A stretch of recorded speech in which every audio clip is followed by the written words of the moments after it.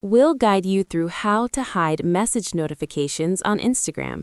If you find this useful, please consider subscribing to the channel and liking the video. Let's open Instagram. Once you're on the app, go to the bottom right corner and tap on your profile icon.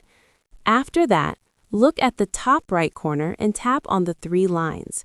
This will open your settings and activity page. Now go to the section that says How You Use Instagram. From there, find and tap on Notifications. Next, scroll down and tap on Messages. Here, you can choose to turn message notifications off. When you turn these options off, message notifications will not appear at all. You can go through each option and set them all to off, and then no message notifications will come through. This means the notifications are hidden. Keep in mind that turning them off completely means you might miss messages unless you open Instagram to check them. If you still want notifications to come through but want them to be more private and hidden, there is another option. To do this, open the Settings app on your iPhone, scroll down and tap on Notifications, then scroll down again and find Instagram.